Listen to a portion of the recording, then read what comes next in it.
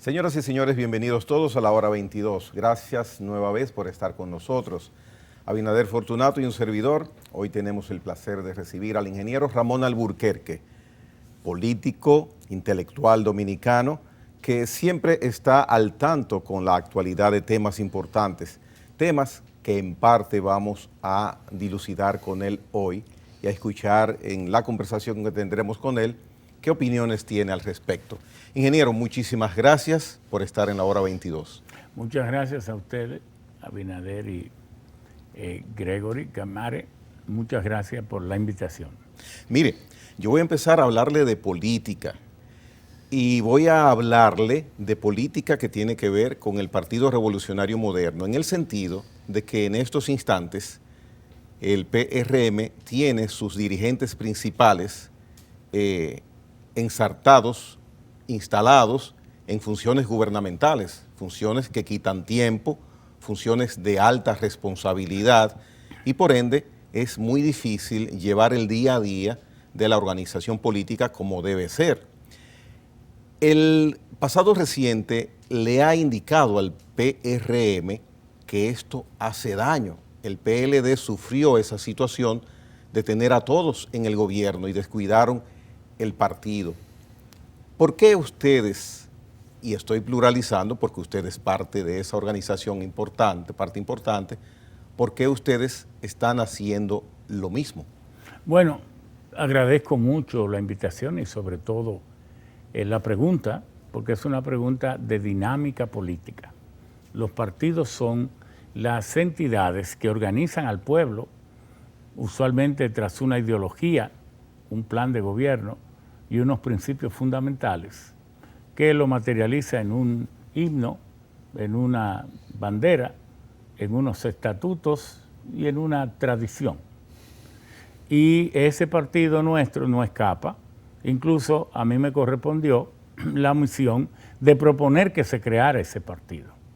El único que me apoyó en esa propuesta fue el doctor Hugo Tolentino, porque yo le había visitado antes y le había dicho, doctor, van 36 sentencias contra nosotros porque Miguel Vargas se ha vendido al gobierno. El gobierno estructuró una junta, casi todas las altas cortes, entre ellas el Tribunal Superior Electoral, con la participación de esa negociación que hizo con el Partido Revolucionario Dominicano, con Miguel Vargas. Y entonces todas las sentencias iban a seguir siendo favorables a esa corriente, que era la que manipulaba los signos del partido y la franquicia reconocida por la Junta Central Electoral. A nosotros, como grupos que impugna esta conducta, porque el Partido Revolucionario Dominicano fue la escuela de democracia y debía seguir siendo así, no vamos a tener nunca ganancia de causa. De manera que el camino que nos queda es fundar otro partido. Y él me dijo, totalmente de acuerdo, Ramón. Haz tú la propuesta porque yo ya no le sacaría provecho, me dijo él, a eso, porque ya por mi edad, pero haz lo que yo te voy a apoyar. ¿Lo apoyó? Y claro, me apoyó. Y por eso somos los que por lo menos lanzamos la idea de crear el partido y luego participamos en su conformación. Ahora bien, el PRM no puede pretender, la actual dirección, que puede saber más que la sabiduría política acumulada a través de la historia. Y explique la sabiduría política acumulada a través de la historia dice que ningún partido político tiene éxito si el partido es absorbido por el poder, por el gobierno, porque los partidos tienen una vida propia. Fíjense que es la entidad para organizar al pueblo, para buscar el poder y alcanzarlo y gobernar.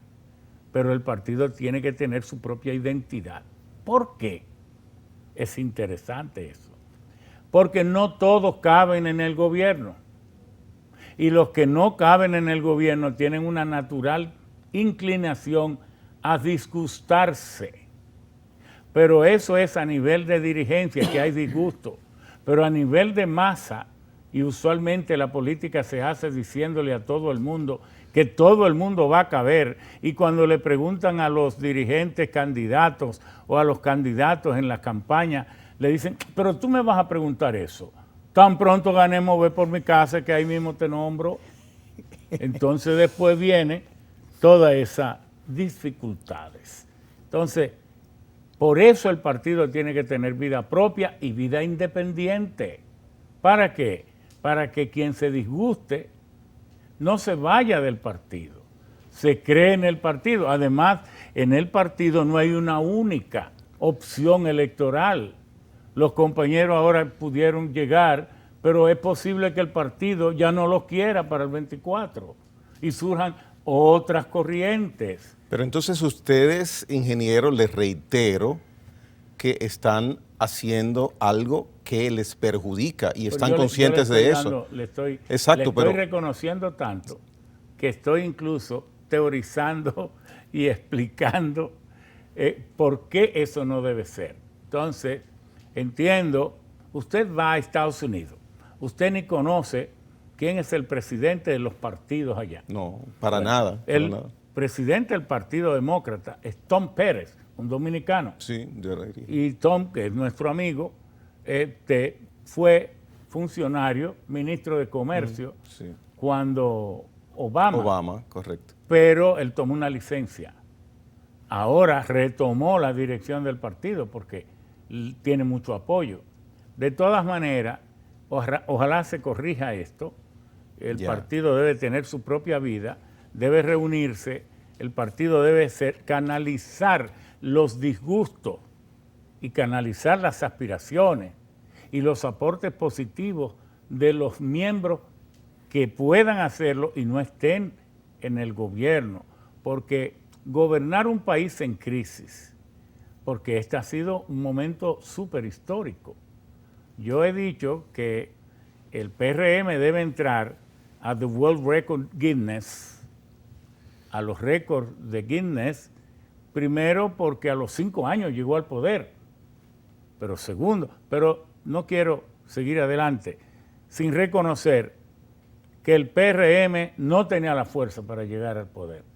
Llegó al poder porque la sociedad civil y el pueblo se hartó de la corrupción del PLD, se hartó de los abusos y encima de eso el PLD se dividió. Entonces eso indica que ustedes no se pueden dormir en los laureles a pesar de estar en el poder. Yo no me duermo, pero hay otros que están roncando. Ojalá tengan entonces el sueño ligero. Bueno, ojalá. Pero yo me encargaré de despertarlo. Mire, como en el Senado romano, observando las conductas de los césares, que se endiosaban, y miren que ellos eran los representantes de Saturno en la tierra. Por eso las Saturnales, y Saturno era el dios del sol, y entonces como era un paganismo, bueno, tenía muchos dioses en función de cómo la naturaleza se expresaba en torno al factor dominante de las economías de aquellos tiempos, que era la agricultura, porque no había tecnología desarrollada o era muy incipiente. Entonces el Senado romano, observando las conductas de los césares, le nombró un eunuco, que no podía escogerlo el emperador ni el César. Era un eunuco y su única función era acercarse al emperador por lo menos 20 o 15 metros cada hora, y así poniéndose las dos manos en la boca le decía: César, gobierna, pero acuérdate que eres mortal. Wow. A los que gobiernan hay que recordarle: acuérdate que eres mortal. Mire, precisamente con gobernar y ser parte de gobierno y de gobiernos, es la primera vez, ingeniero, y me voy a referir a usted, porque usted es una personalidad política científica de República Dominicana, es reconocido así. Es la primera vez que en un gobierno de su partido usted no participa. Me consta que personal y profesionalmente no tiene la apetencia de requerir de un cargo.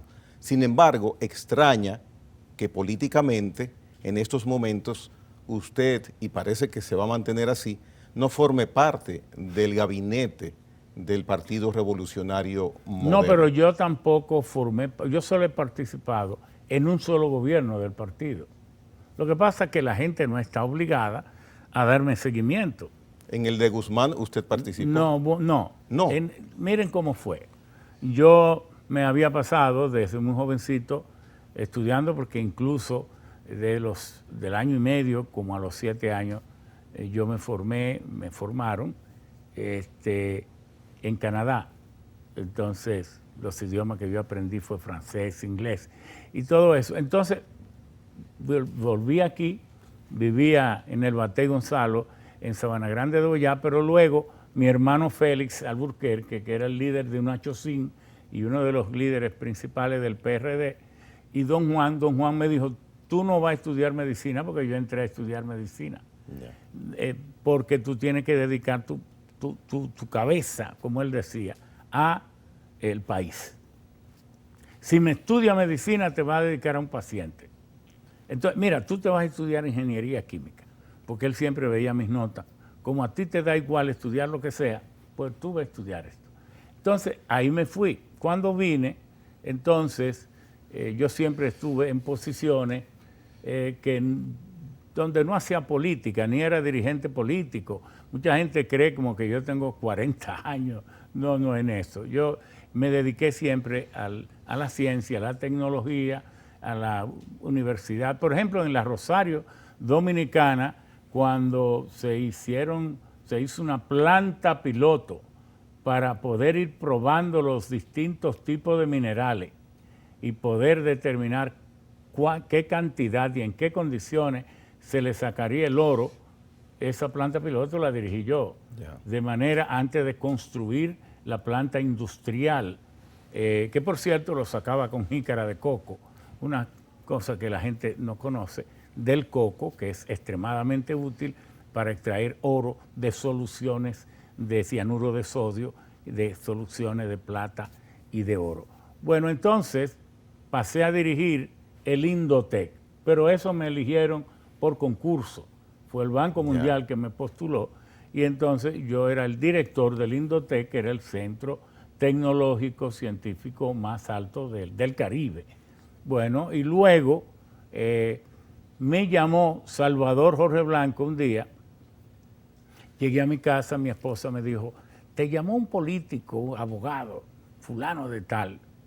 Y entonces yo le devolví, y allí él me pidió, mire, estuve en una reunión en Santiago en la casa de Carlucho Bermúdez, y me choca porque de 13 personalidades y empresarios que habían allí, yo dije que si ganaba quería que el gobierno estuviera coordinado por una persona joven, sin compromiso con el pasado, etcétera, etcétera, etcétera. Y me chocó que de los 13, 6 dijeron que usted. Entonces, te debe significar algo. Bueno, y duró un tiempo, entonces yo acepté coordinarle, pero no como un cuadro político, sino coordinar lo que iba a ser la labor de gobierno. Entonces, yo mismo me encargué de buscar muchas personas que fueron luego notables en ese gobierno, como Pedro Delgado Malagón, el mismo Bernardo Vega, y una serie de gente.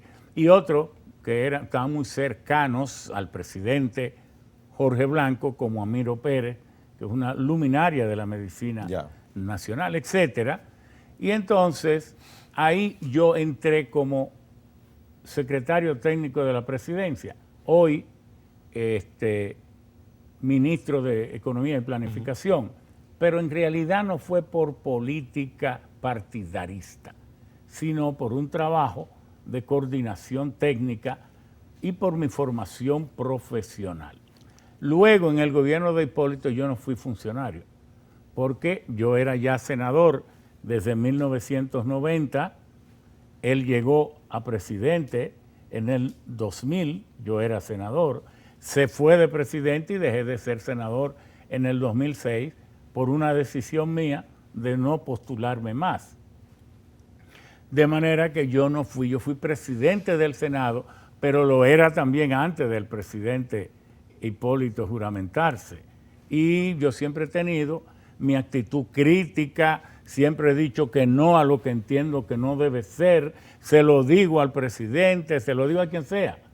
Y la gente aquí, con perdón, tiende a adular los presidentes.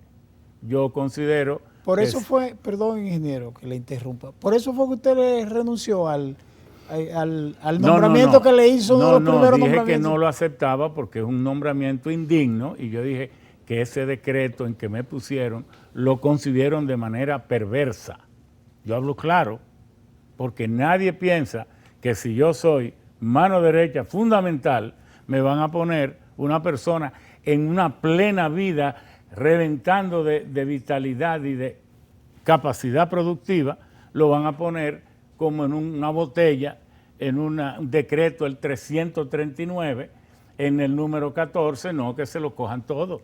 No me interesa, pero no quiero hablar más de eso. Pero eso no yo cerré con eso. Ok, pero está bien, ingeniero. Pero eso no significa que usted tenga ningún rompimiento con el presidente Luis No, Abinader. Y si lo tengo, ese es un derecho que tengo. Pero ya estoy diciendo las cosas como son. Mire, dentro de las tantas obras importantes en la institucionalidad dominicana que usted ha participado, hay una que a mí me llama mucho la atención porque me identifico bastante, tiene que ver con la ley de la seguridad social. Claro. Y en un derivado de ese aspecto está los fondos de pensiones. Usted, porque he leído publicaciones que ha hecho, ha indicado que como en 2030 es que la primera persona va a recibir la primera pensión en base a fondos de pensiones, va a recibir una pensión basura. O sea, poco dinero. El 18% de lo que es el salario mínimo ahora.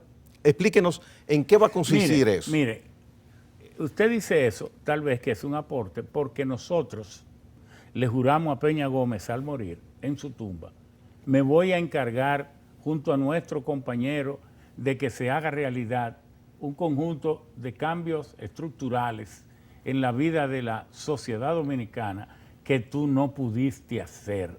Déjame eso a mí, querido compadre, papá, hermano, líder y todo. Eso le dije yo a Peña. Ustedes eran todo eso. Sí, todo eso. Entonces, ¿qué hice?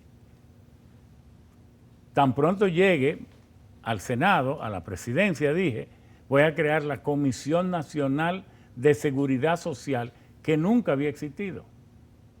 Entonces me busqué a Iván Rondón, que salió senador por Atomayor, y cuando yo lo abordo, conversamos, me dijo, no, pero yo te voy a apoyar a ti, porque todo el mundo te va a apoyar, pero además, si yo le dijera a mi esposa Daisy que yo voy a votar por otro, se divorcia de mí, porque ella sin conocerte te quiere muchísimo, ve, trata de conocerla rápido, que esa mujer te aprecia mucho. Bueno, entonces él fue el presidente, y le dije, tú vas a ser el presidente de la Comisión Permanente de Seguridad Social. Vamos a salir por el país entero a explicarle qué es eso. Una novedad. Porque este pueblo nunca ha tenido eso. Y después de la Constitución, después de la fundación de la República, ese es el proyecto más importante, trascendente y significativo para la vida de esta nación.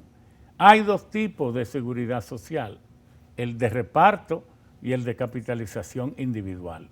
¿Cuándo nació la seguridad social? En tiempos del canciller de hierro, von Bismarck, en Alemania, en Prusia, en 1884. Allí nacieron los primeros conceptos de lo que es que el Estado le brinde a sus súbditos o ciudadanos una protección que va desde el esperma y el óvulo de sus padres hasta la ceniza en la tumba. Entonces, en esa protección se da una serie de procesos. Pero los primeros fondos que nacieron, los primeros sistemas, no se ocupaban de la salud, solo de las pensiones. Luego se le agregaron las pensiones.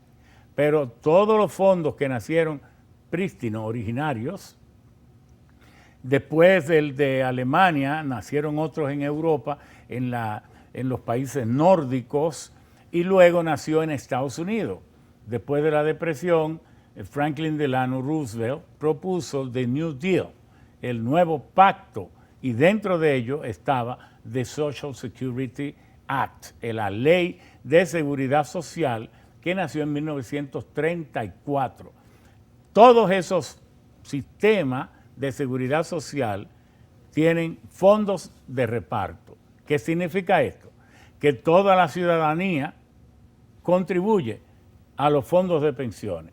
Los empresarios o empleadores pagan el porcentaje correspondiente y los afiliados la suya. Pero nadie tiene propiedad individual de esos fondos y se van jubilando en la medida que cumplan los requisitos y la edad, y en esa misma medida se van sacando cheques de esos fondos. En Estados Unidos la seguridad social, que debe tener algunos 18, 19 trillones, de los cuales Estados Unidos, el gobierno le debe 14 trillones. Todo se lo debe prácticamente, pero que como Estados Unidos hace los dólares, a Estados Unidos nunca se le va a agotar su capacidad de pago, porque Estados Unidos tiene el privilegio de imprimir dólares. Un dólar imprimirlo le cuesta 4 centavos, pero cuando lo pone en circulación vale 100, y como no tiene ningún respaldo, es el mundo entero al aceptar los dólares que le paga el presupuesto a Estados Unidos. Así es, le cubre los déficits el mundo entero sin darse cuenta. Y como cada año hay que emitir más de 930,000 millones de dólares, al aceptarlo el mundo se lo está regalando a Estados Unidos. Y por eso Estados Unidos es tan travieso, hace guerra con los dólares, abusa de todo, paga sus déficits con los dólares porque no le cuestan nada y si acaso lo paga el mundo. Entonces, bueno, esos fondos de pensiones van pagando todas las pensiones de las personas que llegan a la edad. Otro sistema ha surgido en otras naciones como una reforma a esos fondos. ¿Por qué? Porque cuando los fondos pertenecen a esa entidad que no es ni del gobierno, es de los trabajadores, es de los empleadores, es de toda la sociedad, como sería aquí la CISARRIL, la CIPEN y todo esto. Esas entidades deberían ser permanentes y son permanentes y deben administrar todo esto. Pero ¿qué pasa? Que en muchos países quienes han quebrado la seguridad social son los propios gobiernos al recostarse demasiado y coger los fondos. Como los fondos tienen que invertirse, porque la cantidad de dinero que genera una persona y le generan sus empleadores, o si es trabajador por cuenta propia, los aportes que hace de manera directa, si lo hiciera, al sistema, son solo una parte alícuota, reducida, del monto que tendrá que usarse para darle una pensión por los años restantes que siga vivo después de jubilarse. Hay que poner esos fondos a producir y por esa razón el gobierno los coge, pero no es que los coge, paga intereses también, pero también los fondos de inversiones, que aquí se llaman AFP, los invierten. En esa parte... Pero aquí nosotros quisimos, cuando creamos esa ley, y me excusa, que el gobierno ni la sociedad viera los fondos como de propiedad oficial. ¿Y cómo resolvimos eso? Dándole una capitalización individual. Que cada afiliado tenga una cuenta y que cada peso de lo que estén en los fondos de pensiones esté asignado a su dueño. De esa manera, el gobierno cogió 40,000 millones para la pandemia, pero lo tuvo que coger como préstamo. Y allí, tú, yo y todos somos acreedores del gobierno. El gobierno nos lo cogió prestado a nosotros. Entonces, ese sistema de la capitalización individual, tengo que reconocer que tiene dificultades y que muy probablemente la única forma de reformar la seguridad social después de esa sabiosa reforma que le hizo el PLD, porque nosotros dejamos una ley 8701 muy armónica y funcionó muy bien, pero empezaron a hacerle reforma a los fines de que las ARS y las AFP tuvieran control total. Y entonces ahora la salud está en manos de empresa privada y eso es un absurdo porque es el Estado el que tiene que estar y los fondos de pensiones. Están, tal vez, lo único bueno que tenga es que se sabe a quién pertenece cada peso de eso. Bien. Tenemos que ir a una pausa, ingeniero. Vamos a que usted continúe desarrollando ese tema porque quiero que caiga en la explicación de por qué vamos a recibir una pensión basura. Eso me entristeció. Venimos en breve.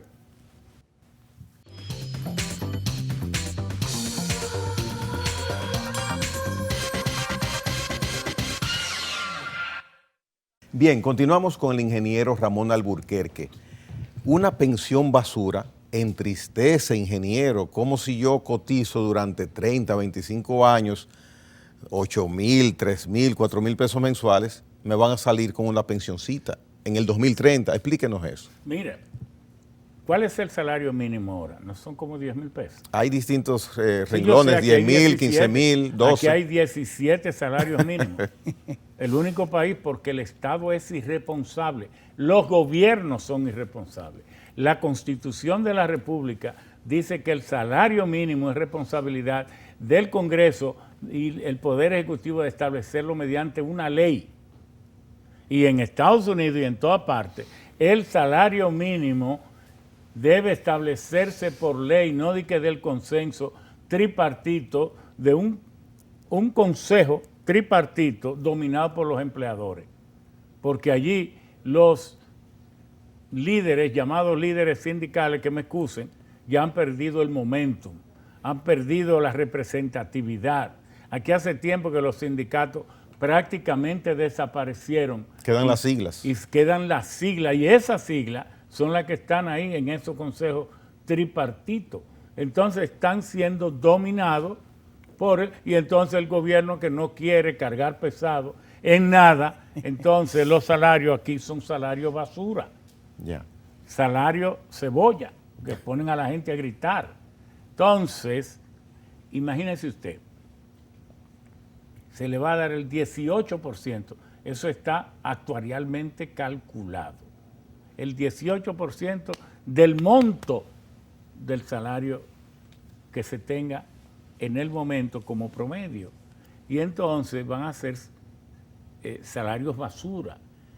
¿Cuál Pensiones es basura. El tema fundamental hoy en día? Este gobierno, si quiere entender e interpretar el tiempo que le toca vivir, lo más sagrado para este gobierno, el centro de su programa de gobierno, debe ser la reforma urgente, bien hecha, equitativa y para que tenga sostenibilidad en el tiempo de la seguridad social. No escucho eso en la agenda. Pero oiga, ¿por qué? Porque el que el presidente combata la COVID, eso es lógico. El que el presidente luche por recuperar las empresas e inaugure empresas allí, eso es importante. Pero eso no es decisivo, porque los gobiernos anteriores pasaron 15 años viendo un crecimiento económico del 5%, y el pueblo lo sacó del poder porque entendía que con tanto crecimiento nunca saboreó crecimiento alguno, porque el crecimiento es para el 30% de los que más tienen, porque los mismos gobiernos han concentrado el poder de la economía en ese grupito, que además los atiborran de incentivos fiscales, los atiborran de préstamos blandos, pero luego para la mayoría de la población no hay nada, ni un incentivo ni nada. Entonces, eso es importante que el presidente lo haga. Pero ¿qué cosa es lo más importante? Es importante también que luche por mantener esa ayuda sanitaria, esa ayuda financiera que se le da a los más pobres. Porque hay que reconocer que este país ha tenido cierta calma, y para una parte de la población lo mejor que ha venido es la pandemia. Para una parte de la población, bendita pandemia. Por las ayudas. Esta pandemia, claro. Los programas sociales. Oiga, en los gobiernos anteriores, cuando más se gastaban 18,000 millones de pesos en todas las tarjetas y planes sociales al año. 18.000. 18.000 Ya. millones. Y eso solo impactaba o le llegaba como a 2.3 millones de habitantes. Por la pandemia ha estado impactando a cerca de 4.5, 4 millones y medio. Y en vez de 18.000 al año, son 14 y 15.000 al mes. Ya. Al mes. Es que por la pandemia, como 4 o 5 millones de dominicanos han sabido que van a comer mañana de dinero de su gobierno. Si no hubiera sido por eso, entonces hay que pensar 10 veces quitar eso. Entonces, por último, quiero decir que todo eso que el presidente haga, el cuidado por la COVID, la asistencia por la COVID, la recuperación económica, las inauguraciones de nuevos hoteles, aunque no tengan turistas, de nuevas cosas, eso es importante. Pero, ¿qué dejará eso a la mayoría? Porque eso se estaba haciendo anteriormente con un 5% de crecimiento y la gente sacó a ese gobierno del poder, además por la corrupción. Lo más importante es que ahora se echen las bases para que la vida de la mayoría pueda cambiar. Y no hay otra forma de cambiar la vida de la mayoría que no sea a través de la seguridad social. Yeah. Porque los salarios, ya les digo, que están manipulados por los empleadores. Entonces, con salaritos de 200, 250 y $300, no se llega a nada. Pero por lo menos que usted tenga una seguridad de que con sus pensiones y que se cree el sistema para que por fin llegue al 100%, porque la ley dice que tiene que ser universal, pero hasta ahora no llega a más de un 60, 65%. Bueno. Entonces, ¿y cuáles son las reformas que hay que hacerle a eso? Quitarle el dominio y el monopolio que tienen las ARS, las administradoras de riesgos de salud, y que sea el Ministerio de Salud Pública el que tenga el control y la dirección de la salud, porque son las ARS las que deciden. Un médico a las 3 de la mañana está interviniendo en un tratamiento delicado a una persona y tiene que tomar la decisión de hacerle un tratamiento o de usar un medicamento. La familia le dice, lo use. Entonces llaman, porque a cualquier hora están abiertas las ARS, y le dicen, ellos dicen, ese medicamento no. Y a lo mejor es el medicamento que el médico, que no otro sabe, mejor que él, es el que quiere, y le dicen que no. Pero además los tratamientos, usted no sabe que aquí era más fácil amputarle la pierna a una persona que hacerle una corrección para corregirle un problema circulatorio. Entonces, esa parte de la salud debe ser enfrentado dentro de la reforma de la seguridad social. Y luego las pensiones. Aquí si el gobierno sabe que las pensiones van a ser basura, que no va a ser más de un 18, hoy, ¿cómo puede ser indiferente a eso?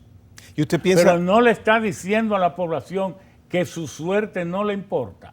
Entonces, hasta que yo no vea en el centro de la programación y de la estrategia una reforma profunda, que para hacer una reforma con equidad profundamente consensuada, yo voy a estar diciendo que aquí ni este ni los otros gobiernos están pensando realmente en la población. Pero aparentemente, ingeniero, esas recomendaciones lógicas, pertinentes que usted hace, que alientan, no forman parte de la agenda del gobierno, porque no se ha escuchado en el sector oficial.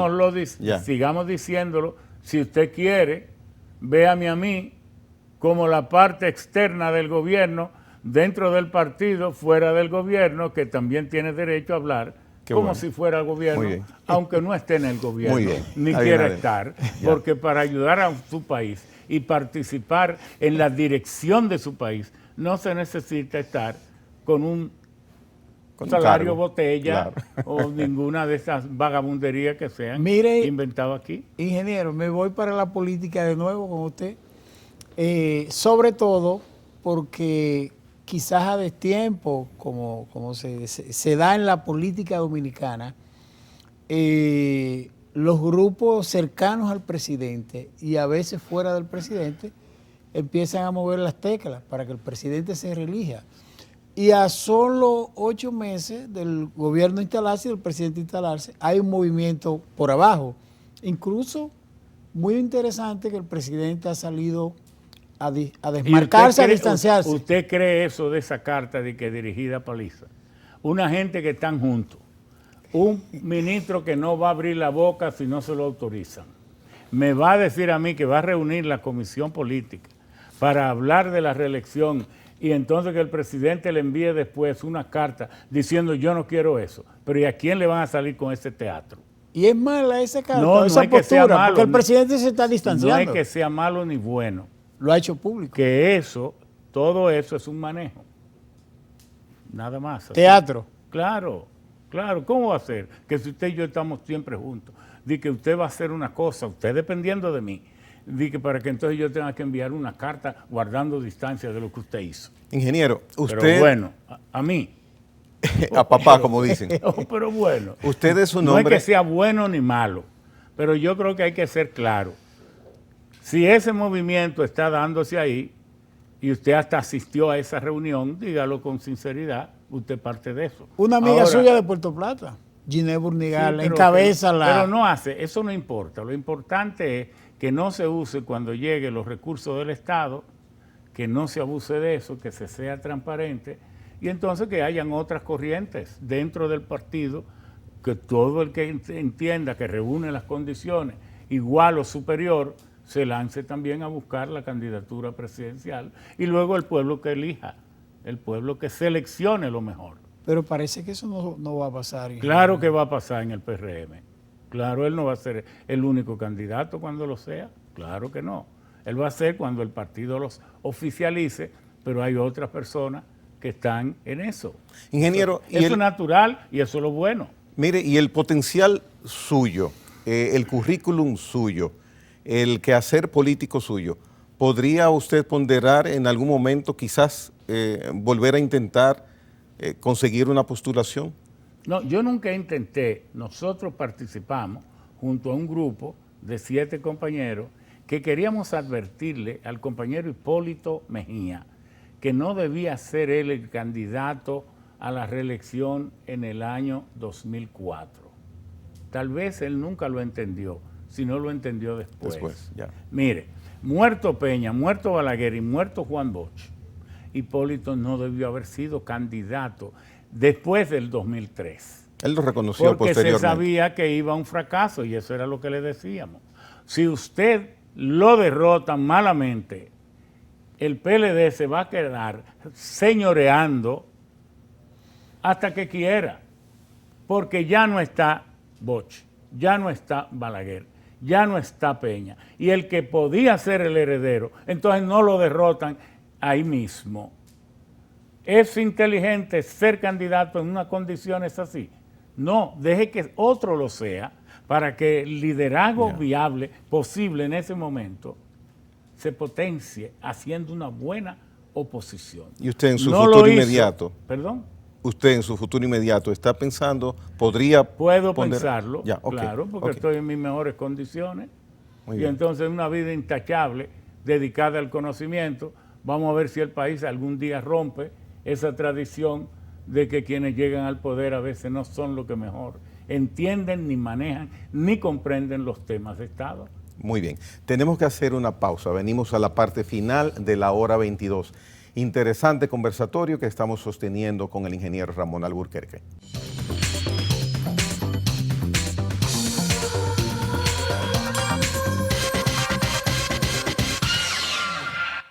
Bien, ingeniero Ramón Alburquerque, Estados Unidos en estos momentos tiene un interesante inventario de vacunas para el COVID-19. Algunas personas indican, algunos medios sobre todo, 200, 300 millones de unidades que quizás ellos no utilicen. ellos han tenido un muy discrecional uso de las vacunas con su población primero y en gotitas han derramado a ciertos países que se cuentan. Dos. Ah, bueno, Canadá sobran y 3 México. dedos, correcto. Canadá y México. 2,5 a Canadá y 1,5 a México. Que debió ser al revés, porque Canadá apenas tiene 37 millones y México casi 200. Casi 130. Correcto, 130. Mire, entonces,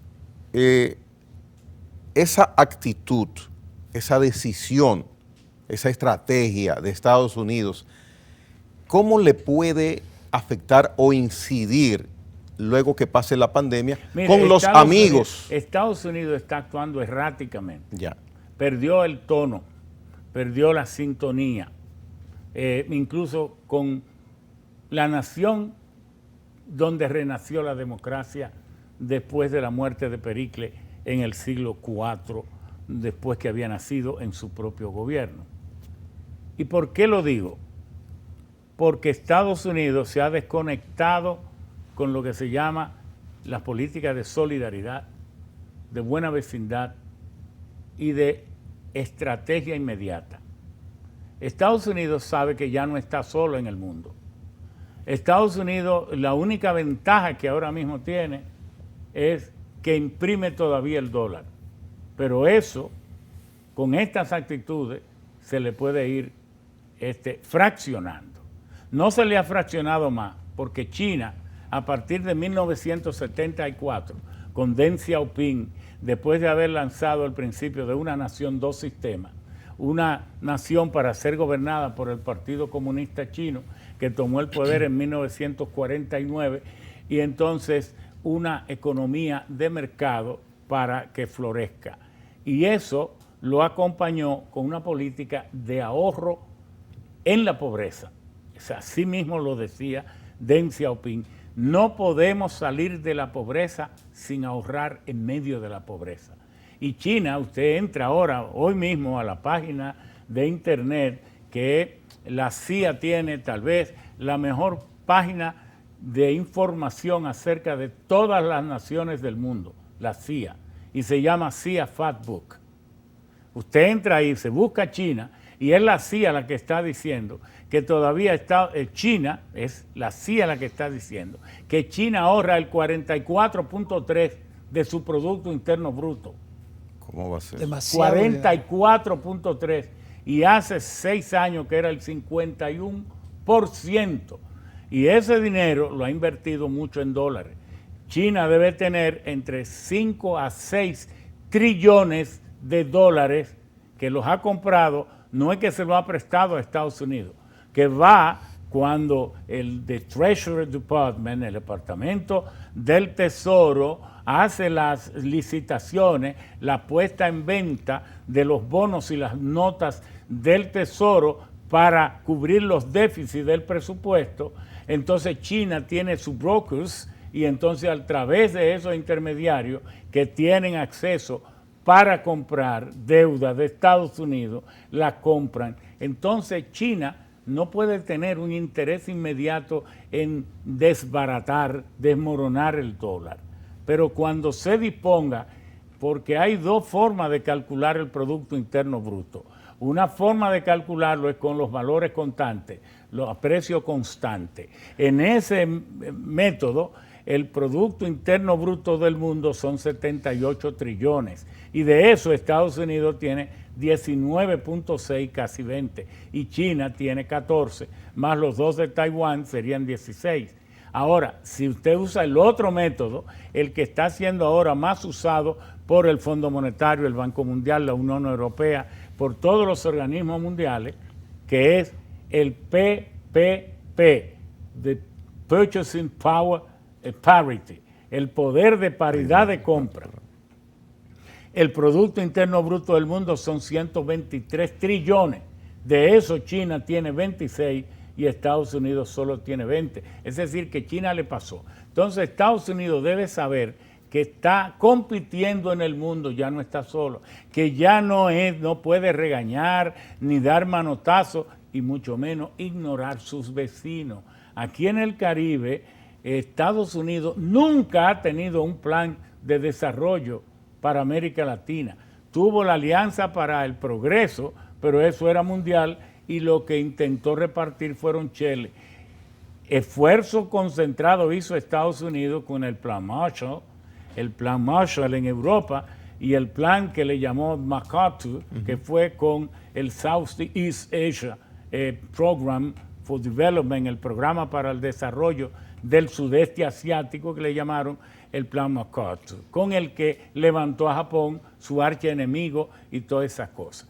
No sé qué está pensando Estados Unidos, que con esos 200 millones de dosis va a esperar que se dañen y no va a repartirla en el mundo.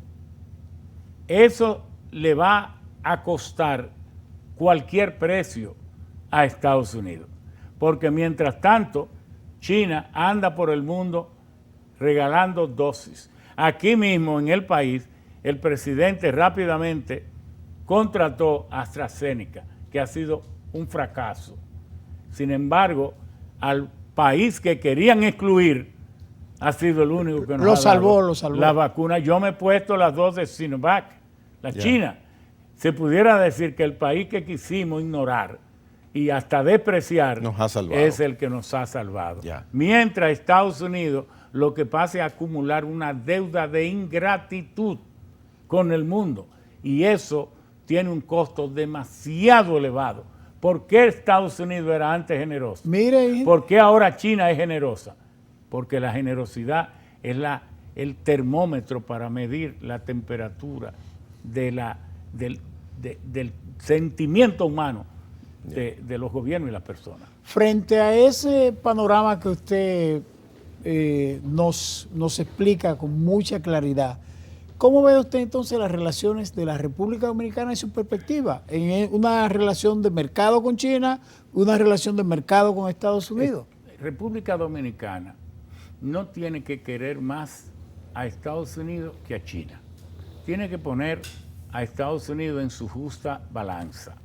Tenemos cerca de 2,5 millones de dominicanos fuera.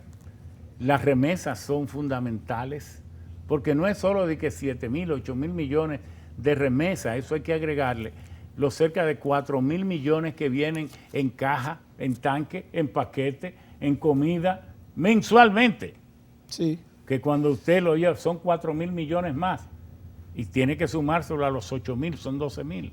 Entonces luego tiene que sumar a eso todo el dinero que entra aquí de lavado de una u otra forma, que son 5 o 6 mil millones. Y luego tiene que sumar el dinero que traen los casi 2 millones de dominicanos que vienen en forma de turistas a visitar su país, que traen consigo que puede ser 5 o 6 mil millones. Es decir, que de los 84 mil millones prepandemia que tenía nuestro PIB, posiblemente 20 o 23 mil vengan de ellos. Ahora, eso vale mucho y tenemos que valorarlo y agradecer a Estados Unidos que los acoge.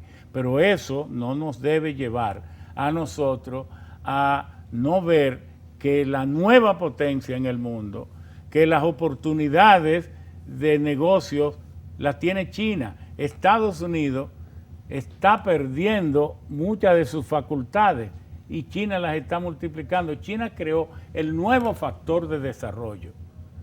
Producir mucho para ganar mucho por volumen, ganando poco por unidad producida. Estados Unidos todavía, la mayor parte de los bienes se hacen con patentes para querer entonces sacarle millones a cada unidad. Exprimirlo. Y entonces exprimirlo. Bien, mire, usted es un hombre de los medios de comunicación. En 30 segundos, 45 segundos, la comisión que ha formado el presidente de la República para buscar una propuesta de reforma policial. Su opinión, 45 segundos. Primero, respeto la decisión del señor presidente, pero esa comisión no debe hacer propuesta para resolver nada en la policía en términos de cambiar leyes y cambiar reglamentos. Porque con la Constitución actual y las leyes actuales, el poder, el presidente de la República y el gobierno tiene suficiente poder, y porque venga una nueva ley no va a tener más poder. Lo que tiene que hacer es no sacarle el cuerpo a los problemas y con el poder que tiene, con las leyes que hay, enfrentar y resolver esos problemas. Todo el mundo sabe dónde están los puntos de droga. Yo le pregunté a un grupo de jefes de la policía, ninguno de ustedes venga a decirme que fue buen jefe de policía. ¿Usted eliminó los puntos de droga? No. Entonces, ¿por qué no lo hizo? ¿Cuánto ganó al no hacerlo? También, con el poder que se tiene, se pueden acabar aquí con las patrullas de extorsión recaudatoria, que cuando un jefe de policía quiere 10 millones de pesos, se busca unos cuantos coroneles y los manda a hacer, y ahí no se sabe lo que se lleva. Un jefe de policía dijo aquí que para qué él iba a robar si le llevaba, todos los meses le entraban 30 millones. El presidente tiene los poderes, tiene todo el marco jurídico, esa comisión que él creó, muy bien, que le ayude y le acompañe a resolver los problemas sin ninguna reforma. La reforma será resolver los problemas. Ingeniero Rafael Alburquerque, Ramón Alburquerque, ingeniero Ramón Alburquerque, le agradecemos tanto a Abinader como yo que haya emitido sus criterios a todo el país en este programa de la hora 22. Muchas gracias por estar con nosotros. Muchas gracias, gracias a ustedes. Bien, esperamos que el próximo programa que ustedes reciban de la hora 22 sea tan interesante como este que hemos tenido hoy día con el ingeniero Ramón Alburquerque.